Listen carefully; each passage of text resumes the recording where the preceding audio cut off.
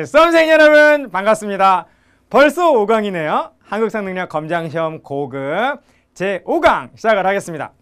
자, 오늘은 어떤 내용이 또 우리를 기다리고 있을까요? 고구려와 백제입니다. 여러분 기대되지 않으세요? 자, 그럼 우리 한번 해보도록 할까요? 자, 가겠습니다. 자, 여러분, 자 30페이지 펴주시고요. 고구려와 백제의 내용을 우리 한번 공부해 보도록 하겠습니다. 자, 고구려와 백제. 지난 제4강에서는 삼국시대의 전체적인 개괄을 드렸었죠. 또 강조를 드리겠습니다. 여러분, 삼국시대의 정치 파트에서의 출제 포인트가 뭐라고요? 바로 세기 구분이다.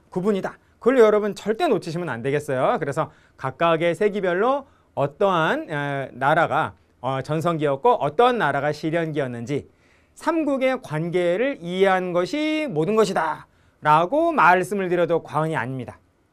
그러한 상태에서 그 관계를 이해하는 상태에서 이제 고구려와 백제를 한번 따로따로 한번 정리를 해보자라는 것이죠. 자, 여러분 이해되시죠? 자, 그러면 먼저 자 우리 고구려부터 한번 해보도록 하겠습니다. 여러분 지난 시간에 기억나십니까? 1세기에는 고구려의 이 왕만, 2세기는 고구려의 이 왕만 정리하시면 1, 2세기 이 200년간은 그냥 그대로 먹습니다. 그랬었죠, 여러분. 바로 여러분 1세기의 이 왕, 2세기의 이 왕, 그리고 3세기 1, 2세기만큼 중요하진 않은데 이분도 또 안 들어가면 또 좀 허전하시다 그랬었죠. 자, 여러분 맞춰보십시오. 책 보지 마시고. 네, 하나, 둘, 셋. 예, 그렇죠. 다 맞으셨습니까? 대조왕, 그리고 2세기의 고국천왕, 그리고 3세기의 동천왕. 이런 식으로 여러분 정리를 좀 해주세요. 좋습니다. 자, 그럼 여러분 우선 1세기의 태조왕부터 정리를 한번 해보겠습니다. 자, 여러분 우선 먼저 말씀드리고 싶은 것은요. 보통 태조 그러면 태조 왕건, 태조 이성계, 그래서 보통 나라를 건국한 왕을 대체적으로 태조라고 그러잖아요. 그런데 고구려는 특이하게도 고구려의 태조왕은 건국자 주몽이 아닙니다. 태조왕은 6대 왕이에요. 고구려의 제6대 군주입니다. 여러분 고구려의 건국자인 주몽은 무슨 왕이라고 그러죠? 동명성왕이라고 그러잖아요. 동명성왕 또는 동명왕이라 그러거든요. 네, 그런데 6대 왕인 이 태조왕은 살아있을 때 자기 동생에게 왕위를 물려줬기 때문에 태조왕이라고 이름을 붙인 것이죠. 그러니까 혼동하지 말아주세요. 고구려의 건국자는 주몽은 동명성왕. 지금 우리가 공부하는 1세기 태조왕은 고구려의 6대 군주로서 중앙집권을 강화해가지고 고구려의 국가적 기틀을 마련한 왕이 되시겠다라는 겁니다. 암기법 하나 말씀드리겠어요? 자, 여러분.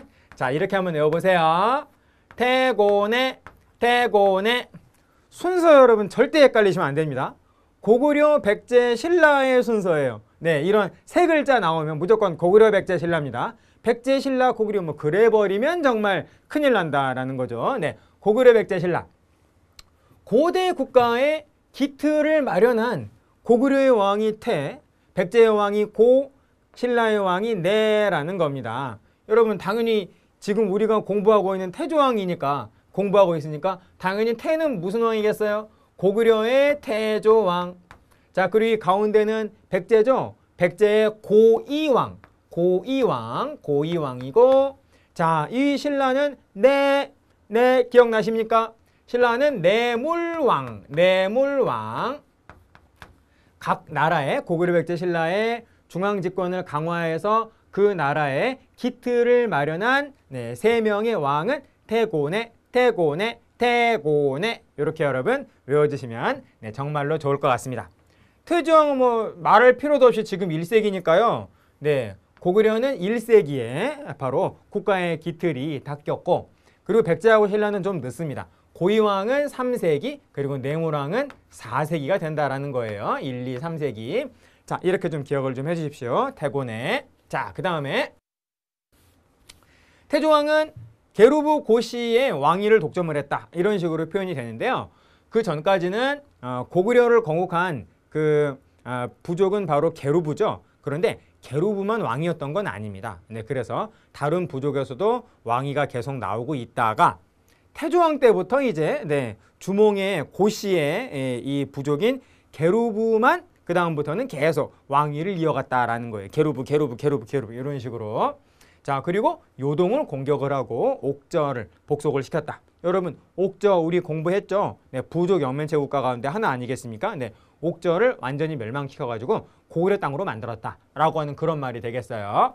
자, 요동 여러분 우리 잠깐 볼까요? 자, 이쪽에 오른쪽에 지도가 있습니다. 자, 지도를 한번 우리 한번 네, 가보도록 하겠어요. 자, 여러분 우리 기억을 한번 더듬어 봅시다. 자, 여기 강이 하나 흐르는데요. 이 강의 이름은 뭐다? 요하라는 강. 중국어로 표현을 하면 발음을 하면 쌤이 중국어는 못하는데요. 랴오허 뭐 이런 식으로 발음이 된다라고 합니다. 대체적으로. 그래서 요하는 또 뭐라고도 표현을 하냐면요. 랴오허 강이다. 뭐 이런 식으로도 네, 말을 합니다. 그래서 요하와 랴오허 강은 같은 네, 명칭이 되겠다라는 거. 이 요하의 서쪽을 우리는 뭐라고 하냐면 요서라고 하고요. 요하의 동쪽을 우리는 요동이라고 한다.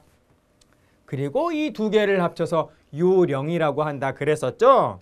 고조선이 처음에 건국한 고조선의 최초의 중심지는 바로 이 요령 지방이다 그랬었습니다. 그런데 중국의 연나라의 공격을 받아가지고 이 요령 지방을 잃고 대동강 유역으로 넘어갔다. 이것이 다수설이다 그랬었죠. 네. 자, 그런데 우리는 지금 1세기에 고구려의 태조왕을 공부하고 있습니다. 1세기 고구려의 태조왕은 요동, 아직까지는 요동이 고구려의 그 영토가 아니었어요. 고구려가 요동 지역을 완전히 장악한 거는, 이 지역을 완전히 장악한 거는 광개토대왕 때입니다. 네, 그래서 아직까지는 광개토대왕 전이니까 태조왕이 요동을, 이 고구려가 여기 있죠. 고구려가 요동을 끊임없이 공격해가지고 요동의 땅을 최대한 많이 확보하려는 그러한 노력을 했다라는 겁니다. 여러분 이해되시죠? 좋습니다. 자, 그럼 다시 우리 슬라이드로 가보도록 하겠습니다. 네. 자, 그래서 여러분 태조왕은 1세기 우리 한국사에서 100년간 요거만 정리하면 그냥 된다니까요. 그러니까 여러분 우리는 감사하게 네, 요 정도는 좀 정리를 좀 해주시고 넘어가야겠습니다. 아셨죠? 자, 그럼 여러분 고국천왕 여러분 글자가 커요. 글자가 이렇게 큰 이유는 뭘까요? 중요하기 때문에 글자가 크겠죠. 네, 고국천왕 뭐 왕위의 부자상속 확립 요것도 있습니다만은 진대법. 네, 진대법은 고국천왕이고 고국천왕은 진대법이다 라고 해도 과언이 아닙니다. 우리 한문검에서는 진대법이 정말로 자주 나오거든요. 이게 무엇이냐? 네, 우리 한국사에서 현재 기록상으로 최초로 보이는 복지정책이라는 겁니다. 복지정책. 당시 우리 고구려의 농민들이 굉장히 네, 식량이 부족해서 특히 봄철에 부족했다라는 거죠. 그래서 국가가 식량을, 곡식을 농민들한테 빌려주고 그리고 가을에 추수가 끝나면 다시 농민들한테 돌려받는 네, 춘대추납. 네, 봄철에 빌려주고 국가가 그리고 가을철에 다시 돌려받는. 그래서 배고파서 굶어 죽을 위기에 놓인 이 농민들을, 국민들을 살려주는 바로 이러한 복지정책을 바로 뭐라고 하냐면 최초로 등장한 이 복지정책을 진대법이라고 한다라는 겁니다. 어느 왕이라고요? 고국천왕. 네, 놓치지 말아 주십시오. 자, 이거를 먼저 말씀을 드렸고 고국천왕은 또 왕위의 부자상속을 확립을 했다라고 표현이 되거든요. 이건 무슨 말이냐면요. 당시 고대 사회에서는 왕이 죽으면 그 동생이 왕이 되는 경우가 많았습니다. 2인자가 동생이거든요. 그래서 왕이 있으면 그 동생이 뭐 군대 사령관 정도 돼 있어가지고 왕이 죽으면 제2인자였던 그 군대 사령관인 그 동생이 왕위를 계승하는 경우가 많았는데요. 왕권이 점점 강화가 되면서 왕의 힘이 점점 세지면서 자기가 죽으면서 자기 아들한테, 자기 자식한테 왕위를 물려주고 죽을 수 있을 정도로 왕권이 굉장히 강화됐다라고 하는 걸 알 수가 있다라는 겁니다. 그래서 왕위의 부자상속을 확립을 했다라고 하는 것도 바로 고대 국가의 특성 가운데 하나가 된다라는 거예요. 여러분, 고구려의 그 부자상속 확립한 왕은 고국천왕이고요. 백제도 있고 신라도 있겠죠. 네, 역시 또 안비법을 하나 소개를 드리겠습니다. 자, 여러분 순서는 절대 헷갈리시면 안 돼요. 고구려, 백제, 신라의 순서입니다. 자, 고근늘 한번 해보세요. 고근늘, 고근늘, 고근늘. 고는 당연히 고구려의 고국천왕이고요. 그리고 근은 근. 백제의 근초고 왕. 고는 고국천왕 한번 써보겠습니다. 네. 자, 그리고 눌은 신라의 눌. 느낌이 오십니까? 눌지왕. 네, 눌지왕. 네, 자, 이렇게 되겠습니다. 그래서 왕위의 부자상속을 확립한 고구려, 백제, 신라의 왕은 뭐라고요? 고근늘. 이렇게 여러분 정리해 주십시오. 고근늘, 고근늘. 됐습니다. 방금 우리 200년 했어요. 한국사에서. 야, 정말 대단하다. 자, 이런 식으로만 가면 오늘 우리 강의 끝날 때쯤에 이제 한국사 끝인데 점점 공부할 게 이제 아주 그냥 엄청나게 많이 늘어나게 되는 거죠. 네, 자, 그래서 이제 3세기로 한번 가보겠습니다. 3세기 동천왕. 네, 위나라 관구엄의 침입을 받았다. 여러분, 중국의 위나라인데요. 이 위나라는 우리가 잘 아는 삼국지의 위촉오의 바로 그 위나라입니다. 네, 그래서 3세기는 중국은 위촉오 이렇게 세 나라가 중국을 통일하기 위해서 굉장히 치열한 경쟁을 하고 있는 그러한 상황이었는데 고구려하고 제일 가까이 붙어있던 나라가 바로 위나라였던 거죠. 네, 그래서 자, 여러분 요거 조금 설명을 좀 드리고 싶네요. 다시 한번 지도로 한번 가보겠습니다, 여러분. 자, 지도로. 네. 자, 여러분. 자, 고구려가 여기 이렇게 있고 중국의 왕조는 위나라다. 위나라다. 그런데 여러분, 아직까지도 우리 만주와 한반도 여기 우리 땅인데 우리 땅에 중국의 왕조가 세워놓은 중국의 군현이 아직까지도 건재한 게 있었다라는 거예요. 아, 그것은 무엇이냐? 여러분, 고조선이 있었을 때 중국 왕조가 한 나라가 공격을 해가지고 고조선이 멸망되면서 낙랑, 진번, 임둔, 현도라고 하는 4개의 군현을 설치해서 고조선의 주민들을 간접적으로 통치했다라고 하는 걸 우리 공부했잖아요. 그런데 진번, 임둔, 현도는 금방 없어지고 낙랑이 남아 있었던 겁니다. 낙랑이. 보세요, 여러분. 자, 요거는 청천강이고요. 그리고 그 아래쪽에 있는 게 바로 더 중요한 대동강이죠. 대동강. 이 대동강의 하류에 평양평야라고 하는 북한에서 가장 넓은 평야가 있습니다. 그리고 이 평양평야 한가운데 대동강을 이렇게 대동강에 가로질러 가는 이 평양평야의 하류에 바로 여기가 지금 쌤이 그리고 있는 여기가 바로 평양인 거죠. 네, 그래서 평양을 중심으로 해서 바로 여기 북한에서는 가장 노른자 땅이라고 볼 수 있겠죠. 여기를 누가 차지하고 있느냐? 바로 낙랑이. 글자 보이시나요, 여러분? 낙랑이 내내 차지하고 있었다라는 겁니다. 그래서 이 낙랑을 멸망을 시켜야만 고구려는 여기 있는 평양평야를 차지하면서 식량을 확보할 수가 있는데 낙랑이 이 중국의 위나라하고 끊임없이 교류하면서 바로 고립되지 않고 있었다라는 겁니다. 그래서 이 낙랑과 위나라의 연결고리를 끊어야만 바로 낙랑을 공격을 할 수가 있었기 때문에 당시 고구려의 동천왕은 연결고리, 이 위나라와 낙랑을 연결해주는 연결고리, 바로 여기가 연결고리의 기능을 했던 곳이거든요. 여기. 자, 여기 이름이 뭐냐? 서안평입니다. 서안평. 서안평을 고구려의 동천왕이 쳐들어갔어요. 그런데 서안평이 함락되지도 않으면서 위나라의 장군 관구검이 반격을 해옵니다. 아, 그래서 동천왕은 수도인 국내성과 그리고 국내성을 뺏기고 피난을 가는 그런 어떤 수모를 겪었다라는 것이죠. 그래서 결국 이때에는 서안평 공격도 실패하고 그 다음에 낙랑 공격은 더 이상 못했다라는 겁니다. 네, 모두 다 차지하지 못하고 끝났다. 이렇게 여러분 기억을 좀 합시다. 좋아요, 여러분. 다시. 자, 우리 슬라이드로 다시 돌아가겠습니다. 자, 그래서 요 정도 정리해 주시면 되겠고요. 자, 그 다음에 바로 미천왕. 바로 여러분 동천왕은 서안평을 공격을 했다가 관구검의 반격을 받아가지고 실패했는데 미천왕은 드디어 서안평을 점령을 합니다. 방금 우리가 봤던 서안평을 점령을 해가지고 연결고리, 중국과의 연결고리를 끊은 다음에 그 다음에 낭랑과 대방을 멸망시키게 된다라는 거예요. 자, 여러분 다시 한번 우리 지도로 좀 가보겠습니다. 오늘은 좀 왔다 갔다 좀 많이 합니다. 자, 낭랑이 여기 있고요. 그리고 낭랑 아래쪽 여기가 황해도인데요. 여기가 바로 현재 황해도인데 이 황해도 지역에 대방이라고 하는 또 하나의 중국이 만든 군현이 또 하나 생긴 거예요. 그래서 위쪽에는 낭랑이 있고 아래쪽에는 대방이 있었던 겁니다.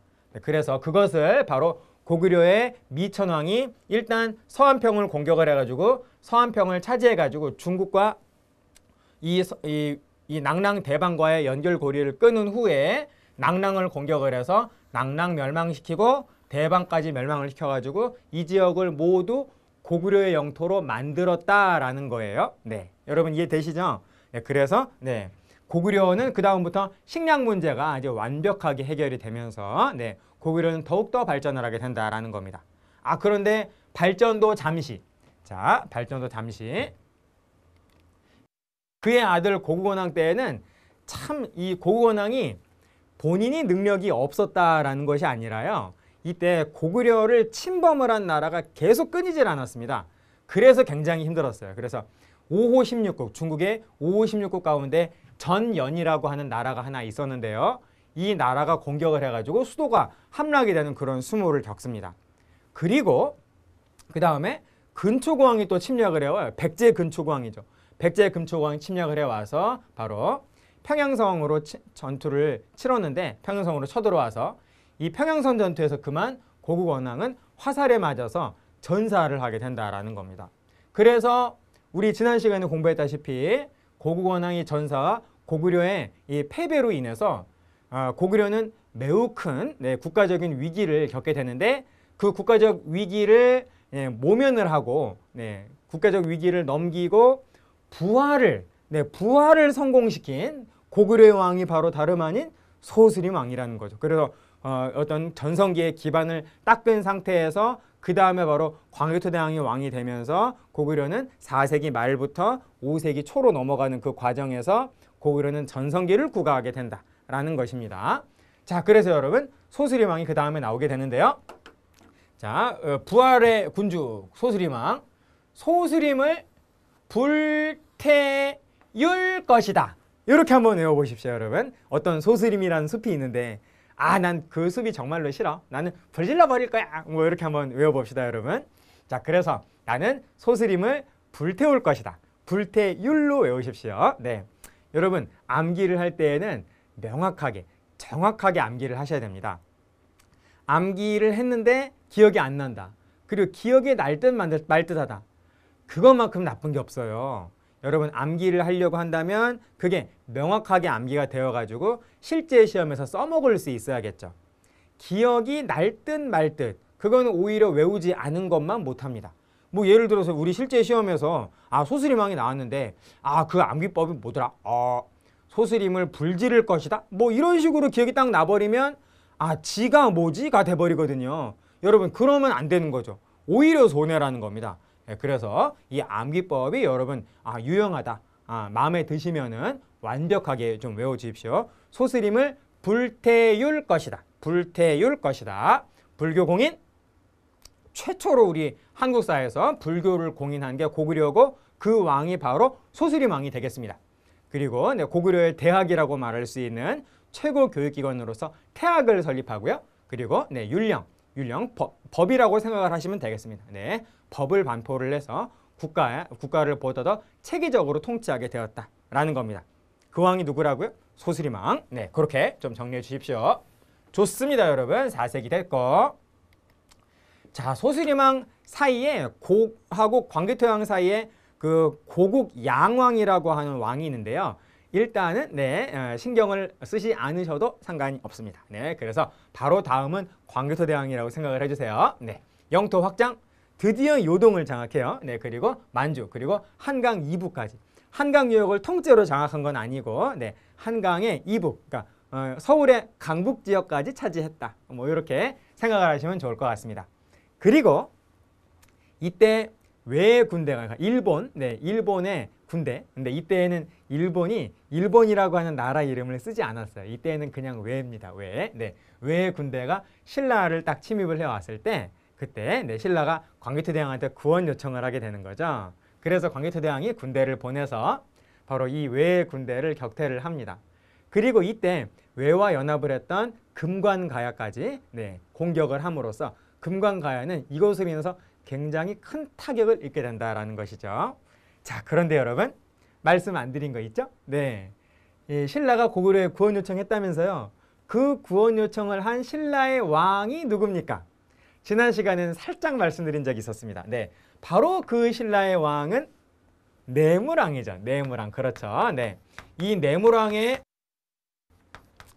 구원 요청을 받아서 내무랑이 광개토대왕한테 도와주시면 신라는 이제 고구려의 이제 노객이 되겠다, 이 백성이 되겠다라고 하는 그런 어떤 제의를 하게 됨으로써 결국 고구려는 이 신라를 구원을 해주면서 그 다음부터는 신라의 아주 강한 내정 간섭을 하게 됩니다. 그래서 대략적으로 한 30여 년 동안 고구려는 이 이후부터 신라를 거의 반식민지 상태로 지배를 하게 된다라는 것이죠.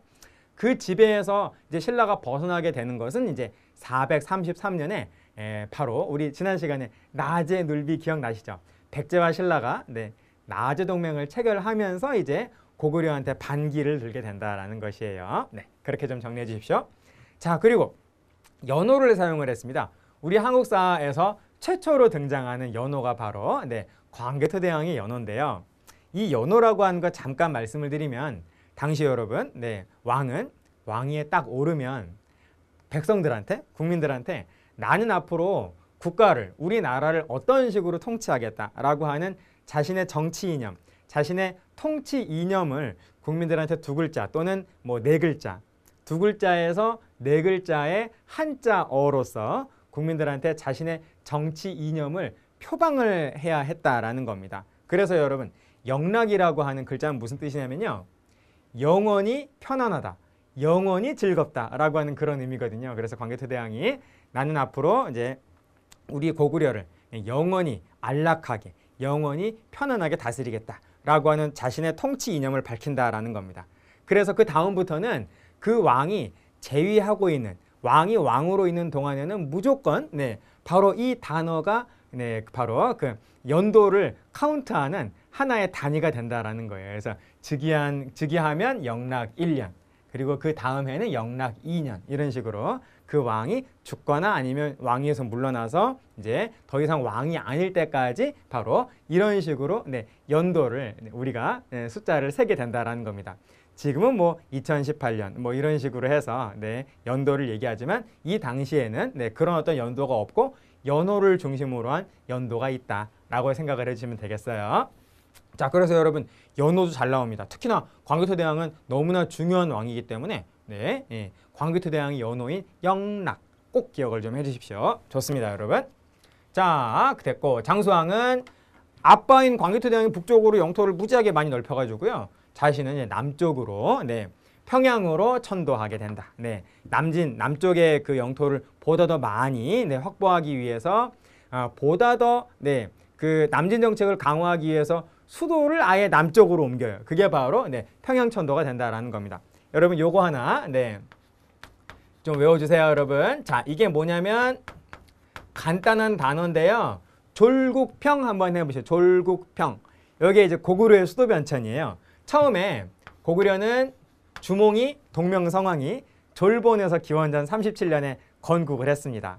그리고 다음 왕인 유리왕이 수도를 어디로 옮기냐면 국내성으로 옮겨요. 국내성으로 옮기고, 그리고 나서 바로 장수왕이 국내성에서 수도를 평양으로 이렇게 옮기게 된다라는 겁니다. 그래서 여러분 이게 고구려의 수도 변천 졸국평이 되겠어요. 좋습니다. 자, 그럼 여러분 요거를 우리가 알고 있는 상태에서 다시 한번 지도, 졸본, 국내성, 평양이 어디인지 살펴는 봐야죠. 자, 그래서 한번 보도록 하겠습니다. 자, 여러분, 자, 이쪽으로 한번 가보실까요? 자, 여러분, 졸본이 어디냐면요, 네, 여기쯤이 있습니다. 여기. 네. 자, 여러분 보세요. 자, 여기가 백두산이고요. 백두산에서 발원해가지고 흘러서 이렇게 흘러가지고 계속 흘러서 황해로 빠지는 강이 있는데 이 강이 바로 압록강입니다. 압록강. 그냥 앞자만 쓰겠어요. 네. 이 압록강으로 흘러 들어가는 지류하천이 있는데요. 동가강이라고 하는 강이 하나 이렇게 있어요. 동가강. 네. 바로 이 동가강가에 네, 바로 여기가 바로 졸본. 여기가 바로 졸본이 되겠다. 그래서 주몽이 처음으로 건국한 네, 고구려의 네, 수도는 졸본인데 주몽의 아들 이대왕이 유리왕이 수도를 어디로 옮기냐면 국내성으로.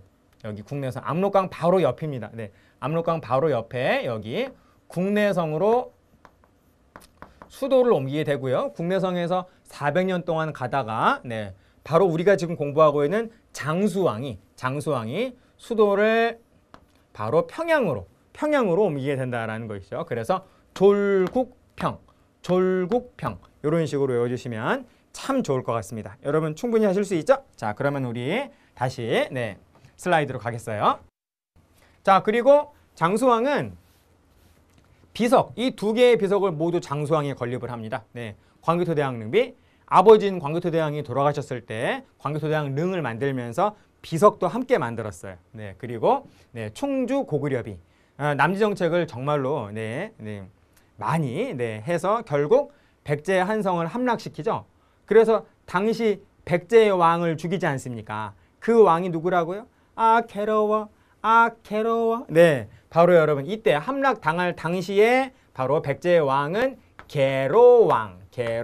그래서 계로왕은 죽고 그의 아들 문주 왕자가 이제 왕이 되어가지고 수도를 바로 이제 여기는 잃어버리고 네, 웅진 지금의 충남 공주로 네, 옮기게 된다라는 거예요.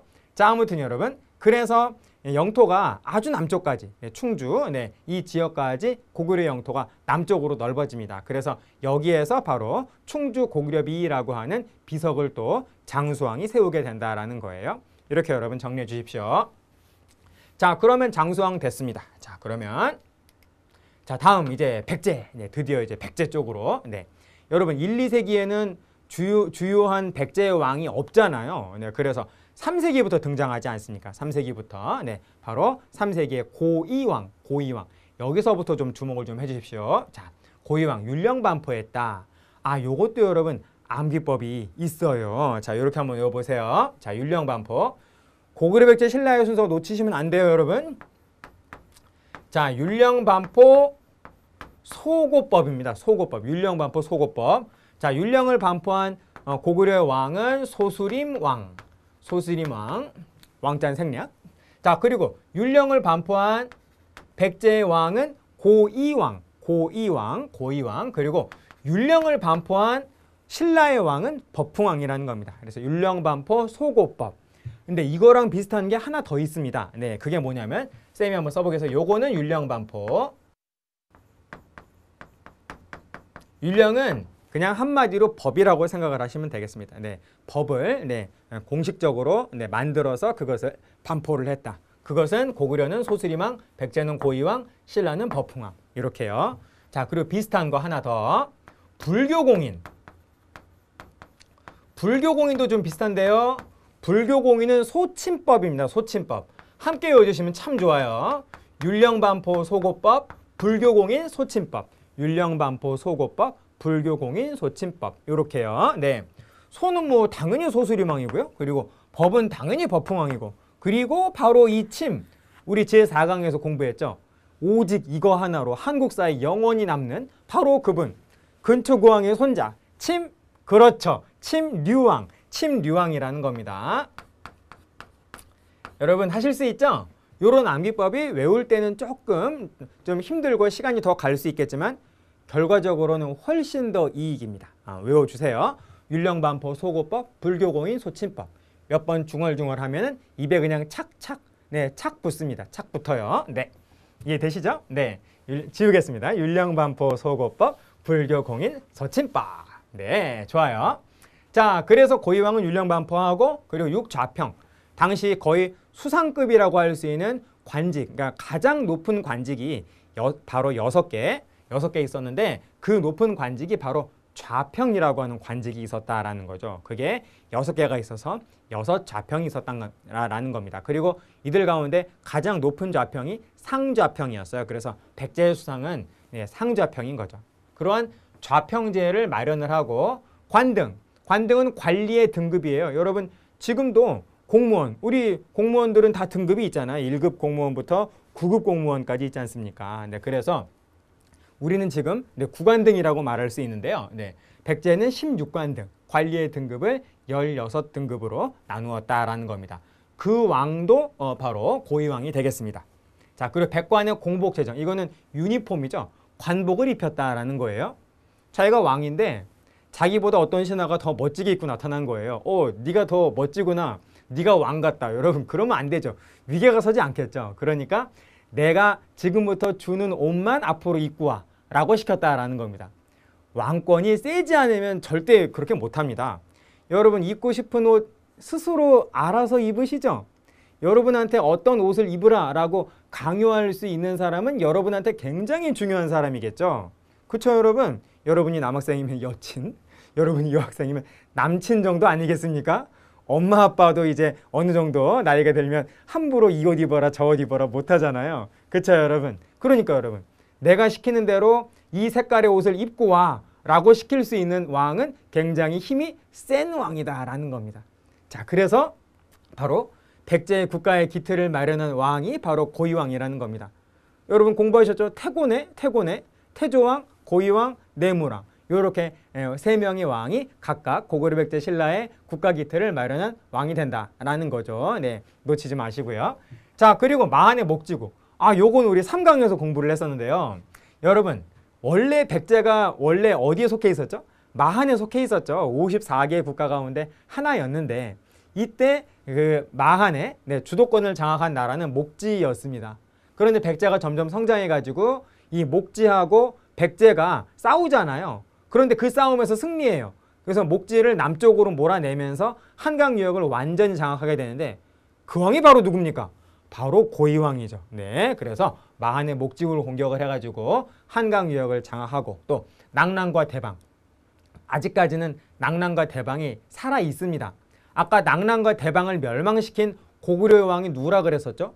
먼저 서안평부터 멸망시키고 없애고 그 다음에 중국과의 연결고리를 끊은 다음에 낙랑 대방을 차례로 공격을 해가지고 고구려의 가장 그 드넓은 이 평양평야와 그 아래쪽에 있는 평야를 모두 다 차지한 왕. 그렇죠. 바로 미천왕. 그런데 미천왕은 4세기니까 아직까지는 낙랑 대방이 있어서 백제가 낙랑과 대방을 북쪽으로 공격을 해서 이들을 이제 위축을 시켰다. 그래서 한강 유역을 장악을 했다. 이렇게 여러분 이해를 해주시면 되겠습니다. 되시죠 여러분? 네. 고위왕. 자, 그 다음에 4세기. 우리 공부했습니다. 4세기는 어느 나라가 전성기? 백제가 전성기. 그 전성기를 이끌었던 왕은 근초고 왕이라는 거죠. 근초고 왕. 네. 왕위의 부자상속. 여러분 우리 아는 거 나왔네요. 고근눌 기억하십니까? 고근눌. 네. 고구려는 고국천왕. 백제는 근초고 왕. 그리고 신라는 눌지왕. 좋습니다. 네. 그리고 여러분 아까 3세기에 고위왕은 마한과 싸워서 목지와 싸워서 마한의 주도권을 장악을 했고 그리고 근초고왕은 마한의 여러 나라를 모두 다 멸망시키고 아예 통째로 마한을 그냥 백제로 만들어 버린 거예요. 네, 그래서 마한을 없앤 왕은 이제 근초고왕이 되겠습니다. 이해되시죠? 자, 그리고 북쪽으로 군대를 북쪽의 군대로 이렇게 가가지고 고구려의 평양성을 공격을 해서 이때 고구려의 고국원왕은 싸우다가 전사를 합니다. 그래서 고국원왕을 전사시킨 왕이 바로 근초고왕이 되겠어요. 오케이. 자, 그리고 요서로 진출했다. 한때 요서 지역을 장악한 적이 있었습니다. 자, 여러분 또 한번 우리 눈도장을 좀 찍어줘야겠죠. 자, 우리 지도로 한번 가봅시다. 네, 지도. 우리 이미 공부한 건데 요하를 기준으로 해서 아무리 봐도 지나치지 않아요. 요하를 기준으로 해서 요하의 동쪽을 요동, 요하의 서쪽을 요서라고 한다라는 겁니다. 그래서 한때 이 요서 지역이 백제의 영토였다라는 거예요. 백제의 영토였다. 자, 그런데 한 군데가 사실 더 있어요. 거기가 어디냐? 여러분, 이 반도는 무슨 반도일까? 이 반도. 우리 한국 사회에서 굉장히 중요한 반도입니다.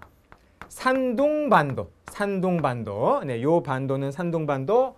얘는 요동반도. 네, 랴오둥. 중국어로는 랴오둥. 랴오둥 반도라고도 하고 요동반도라고도 하고요. 그리고 자, 요쪽 반도는 산둥반도. 산둥반도입니다. 자, 그래서 백제는 한때 요서 그리고 산둥을 장악한 적이 있었다. 그런데 그 왕이 누구다? 여러분, 우리 지금 어느 왕 공부하고 있죠? 백제 전성기 4세기의 근초고왕 때다라는 겁니다. 여러분, 놓치지 말아주세요. 자, 그럼 여러분 다시 우리 슬라이드로. 자, 그리고 이때 역사서가 또 편찬이 됩니다. 역사서가 박사고흥으로 하여금 백제의 역사서인 서기라고 하는 역사서를 편찬하게 했는데요. 참으로 아쉽게도 이 서기는 지금 남아있지 않습니다. 네, 그래서 나중에 또 우리 공부하겠습니다만은 현존하는, 현재 남아있는 가장 오래된 최고, 그러니까 최고는 이거 최고 베스트 뭐 이런 의미가 아니라 가장 오래된, 여기서 고는 오렐 고자예요.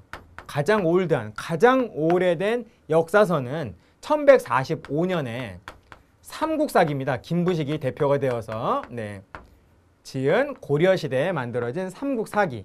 그래서 삼국사기 이전에 등장하는 모든 역사서는 현존하지 않는다라는 것이죠. 이러한 역사서가 현존한다라고 한다면 우리가 백제에 대해서 모르는 게 없을 텐데요. 참 아쉽습니다. 자, 아무튼 여러분, 자, 이 역사서인 서기가 편찬된 건 역시 근초고왕 때다라고 생각을 해주십시오. 좋습니다. 자, 그럼 이번에는 침류왕, 근초고왕의 손자, 불교 공인한 요거 하나로 영원히 길이 남을 바로 그분. 여러분, 불교 공인한 삼국시대의 왕이 누구라고요? 소침법, 율령반포 소고법, 불교 공인 소침법. 기억해 주세요. 네, 좋습니다. 자, 그리고 여러분, 비유왕. 여러분, 요거 우리 제4강에서 바로 장수왕이 5세기에 남진정책을 취하면서 수도를 어디로 옮겼다? 평양으로 옮겼다. 그러자 남쪽에는 두 나라가 무지하게 긴장했다. 그래서 그 두 나라, 백제하고 신라는 바로 고구려를 함께 막아내기 위해서 나제 동맹을 체결을 했다라는 겁니다. 보시면 나는 신라 할 때 라자예요. 이게 두음 법칙으로 나가 되는 거죠. 그리고 제는 백제, 제자가 되는 거죠. 그래서 나제 동맹을 체결할 당시에 백제의 왕은 비유왕이 되는 것이고, 그냥 비자만 써보겠습니다. 자, 그리고 나제 동맹을 체결할 당시에 신라의 왕은 눌지왕. 왕위의 부자상속, 바로 그 눌지왕. 그래서 여러분, 암기법이 뭐라고요? 나제 눌비, 나제 눌비, 나제 눌비. 이렇게 외워주십시오. 아주 큰 도움이 되실 거예요. 그래서 여러분, 실제 시험을 딱 보면은 쌤이 얘기해준 암기법이 그렇게 아주 놀라운 위력을 발휘한다라고 합니다. 그래서 이 암기법, 처음에는 조금 어렵고 외울 때까지 조금 힘들지만은 한번 잘 외우고 나면 두고두고 그냥 효자 노릇을 해요. 한번 여러분 해보십시오. 아주 효과 좋을 겁니다. 쌤의 목소리가 뭐 들리는 것 같대요. 그래서 굉장히 쉬웠다. 시험 보면서도 즐거웠다. 뭐 그런 얘기들을 하는데요. 한번 여러분께도 부탁을 드려보겠습니다. 좋아요, 여러분. 자, 그렇고, 자, 그래서 이렇게 비유왕이 나주동맹을 체결을 하였으나 그의 아들은 죽잖아요. 누굽니까? 괴로워. 괴로워. 장수왕이 결국 쳐들어와가지고 이때 괴로왕은 막아보려고 한번 하다가 결국 잡혀가지고 죽지 않습니까? 그래서 수도인 한성 잃어버리니까 이제 자기 죽고, 자기 아들 문주왕은 이제 수도를 어디로 옮기게 되냐면 웅진으로 옮겨가지고 웅진 시대가 열리고, 그리고 한성을 잃어버리면서 백제는 한강 유역을 통째로 상실해버리게 되는 것이죠. 자, 그게 바로 괴로왕이다. 괴로워. 이렇게 외워주세요.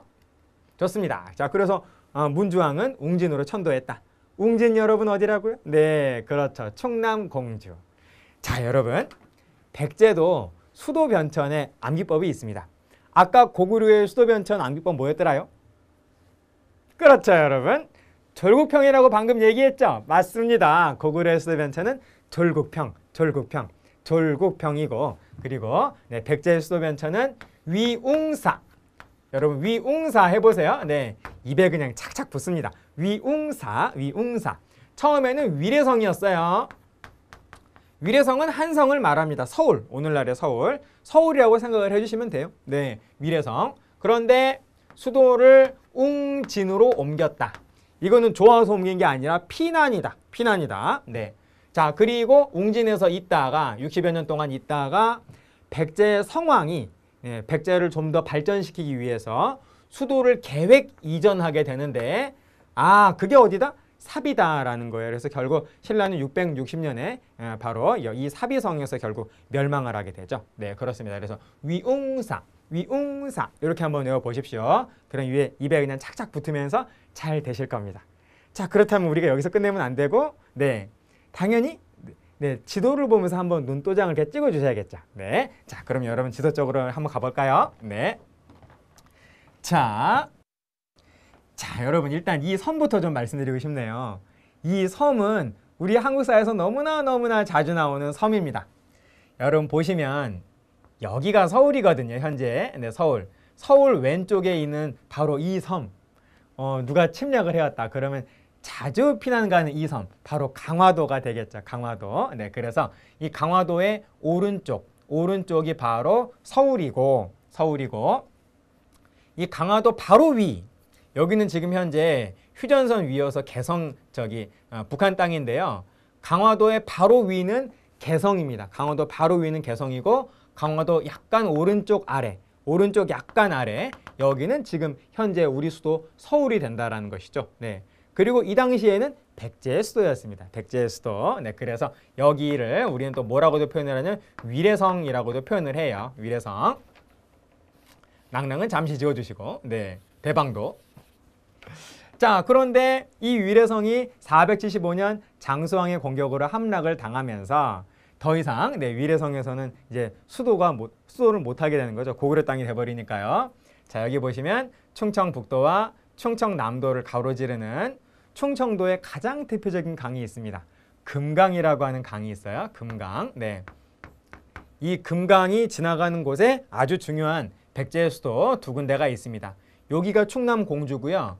여기가 충남 부여거든요. 네. 그래서 위례성에서 공주에서 부여로, 네. 위례성에서 공주니까 어디입니까? 웅진으로. 여기가 웅진이에요. 네, 웅진으로. 그리고 웅진에서 사비로. 네, 사비로. 자, 이렇게 수도를 두 번 옮겼다라는 겁니다. 그래서 암기법은 뭐라고요? 위웅사. 이렇게 한번 외워보세요. 금방 외워질 겁니다. 자, 그렇다면 여러분, 고구려는 졸국평이고 백제는 위웅사인데 그럼 뭐 신라는 없을까? 여러분, 신라는 없습니다. 신라의 역사 992년 동안 신라는 단 한 번도 수도를 옮긴 적이 없어요. 992년 내내 금성이었다라는 겁니다. 지금이 어디죠? 바로 경주. 네, 여기서 건국해서 여기에서 망했다라는 겁니다. 거의 1000년간을. 물론 7세기 말에 그 신문왕 때요, 수도를 옮기려고 한번 했던 적은 있었는데 진골 귀족들이 반대해가지고 옮기지는 못해요. 그래서 신라는 내내 992년 동안 내내 금성에 있다가 멸망했다. 이렇게 생각하시면 되겠습니다. 좋죠, 여러분? 자, 그럼 다시 우리 슬라이드로 갈까요? 자, 슬라이드로 다시. 네, 위웅사 꼭 기억해 주시고요. 좋습니다. 자, 그럼 이번에는 동성왕. 자, 결혼동맹이라고 하는 것은 결코 이 나제 동맹이 없어진 다음에 또 체결한 것이 아니라 결혼동맹은 나제 동맹을 강화한 것이다 라는 걸 놓치시면 안 되겠습니다. 나제 동맹은 나제 눌비였죠. 나제 눌비. 결혼동맹은 동성왕, 신라의 어느 왕?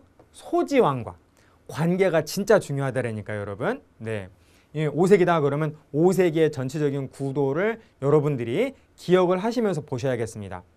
또는 5세기를 공부한다라고 하면 제가 지난 제4강에서 5세기 그려드린 그 관계 있죠? 그 도식, 그거를 한쪽에 놓고 같이 보시면서 이 관계가 이렇구나, 이렇구나 라고 하면서 지도 삼아서 일종의 맵 삼아서 네, 각각의 네, 왕들로 이렇게 들어가셔서 공부해 주시기를 바라겠어요. 네. 자, 그래서 나아조 동맹을 강화했다. 신라의 어느 왕? 소지왕과 결혼 동맹을 했다라는 거예요. 좋습니다. 자, 6세기 무령왕. 네. 역시 아직까지는 그 사비천도를 하기 전이기 때문에 사비천도하게 되는 것은 무령왕의 아들인 성왕 때거든요. 네, 그래서 아직까지는 웅진 시대고요. 지방에 22담로를 설치했다라고 하는 말이 있는데요. 담로는 어떤 의미냐면은 담로는 성이라고 생각을 하시면 되겠습니다. 그래서 이 백제에 주요한 성이, 주요한 담로가 22군데가 있었는데 그 담로마다 왕족을 파견을 하는 거예요. 성주로. 자기 뭐 사촌 동생이나 아무튼 왕족, 자기 말을 잘 듣는 네, 자기 식구를 보낸 거죠. 그러니까 그 담로의 성주들이 다 무령왕의 말을 아주 잘 들었겠죠. 그래서 지방 통제가 강화되면서 당연히 어떨까요, 여러분? 네, 왕권이 강화되고 중앙 집권이 훨씬 더 강화되는 그런 결과를 가져왔겠죠. 이해되시죠, 여러분? 자, 그리고 당시 중국은 남북조로 이렇게 나눠져 있었는데 남조, 네, 배 타고 다니면서 배로, 네, 배로 남조의 당시 양나라, 네, 중국 남조의 양나라와 교류를 했다라는 겁니다.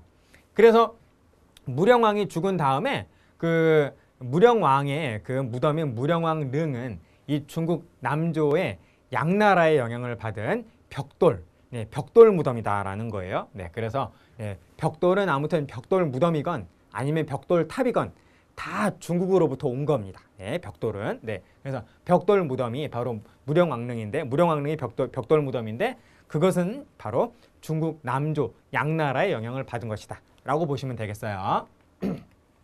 자, 성왕 수도를 웅진에서 사비로 계획 이전했다. 자, 그리고 국호를 백제에서 남부여로 바꿨다라는 겁니다.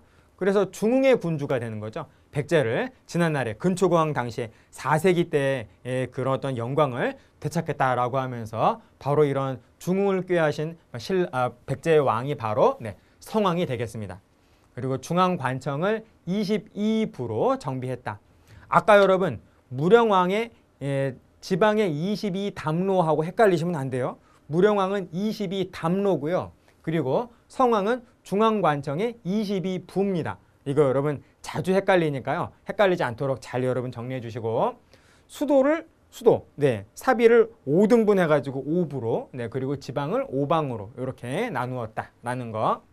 그리고 아직까지는 네, 이 백제는 신라와 나아제 동맹의 상황이었어요. 그래서 둘이 힘을 합쳐가지고 고구려를 함께 네, 북쪽으로 공격을 해서 한강 유역을 잠시 동안 차지했는데 신라가 정말 이 배신을 해가지고 네, 백제가 차지한 땅을 그냥 뺏어버리게 되는 거죠. 아, 여러분 잠깐 또 지도를 좀 보셔야겠네요. 자, 그럼 여러분 자 지도 쪽으로 우리 한번 가볼까요? 자, 보겠습니다. 네, 여기는 잠깐 지우고 쌤이 좀 말씀을 드릴게요. 자, 여러분 이게 한강인데요. 남한강이 이렇게 있고 그리고 북한강이 위에서 이렇게 올라옵니다. 그래서 남한강, 북한강이 서울 오른쪽에 이렇게 만나가지고 양수리, 두물머리 여기서 만나가지고 합쳐진 다음에 그 다음에 서울을 지나가요. 서울을 지나가서 강화도 쪽으로 이렇게 빠져나갑니다.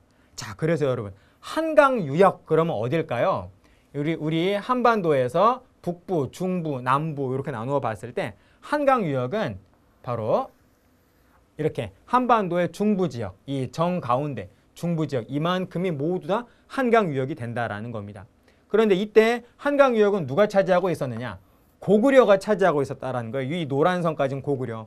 그거는 바로 장수왕의 업적이죠. 그래서 당시 6세기에 이 위는 고구려, 한강 유역이 고구려의 땅이었고 이 아래쪽이 백제, 그리고 이 위쪽 이 아래쪽 오른쪽이 신라의 땅이었다라는 겁니다. 그래서 이 백제의 성왕은 당시 백제의 왕은 성왕이고 신라의 왕은 진흥왕이었어요. 진흥왕인데 둘이 힘을 합쳐가지고 북쪽으로 공격을 해가지고 고구려를 몰아내면서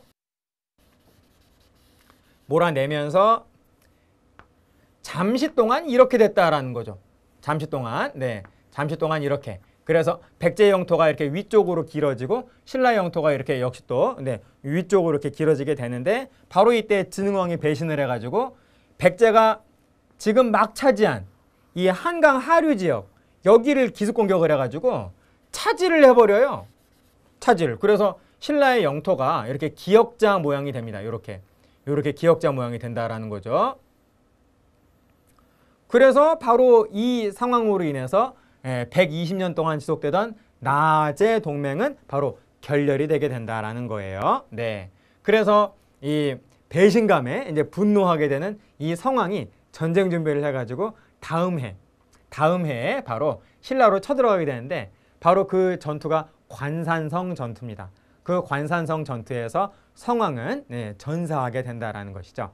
그래서 백제는 이때 중흥을 하지는 못하고 신라가 더욱더 발전을 하게 되는 그런 어떤 결과를 가져오게 된다라는 겁니다. 그리고 이 다음부터 신라는 여기가 당항성인데요. 신라는 그전까지 중국과하고 직접적으로 교류할 수 있는 그런 항구가 없었는데 신라가 이 한강 유역의 서쪽 여기를 차지하게 되면서 중국과 바로 교류를 할 수 있게 되었다라는 겁니다. 그래서 이 당항성, 쌤이 한번 써보겠어요. 여기를 당항성이라고 하는데 신라 진흥왕 때 당항성을 확보하면서 더욱더 중국과의 교류가 커지면서 강화되면서 신라는 더욱더 국력이 강화되게 된다. 이렇게 여러분 정리할 수 있겠습니다. 자, 그럼 여러분 다시 우리 슬라이드로 갈까요? 자, 그래서 성왕이 이렇게 관산성 전투에서 참 아쉽게도 전사하고 말았다라는 것입니다. 좋습니다, 여러분. 자, 여기까지 해서 우리는 고구려와 백제의 주요한 내용들을 세기별로 이렇게 순서대로 봤는데요. 고구려, 백제 어느 정도 좀 정리가 좀 되셨습니까? 다음 강에서는 신라와 가야에 대해서 정리하도록 하겠습니다. 이번 강의는 여기까지 마치겠습니다. 끝!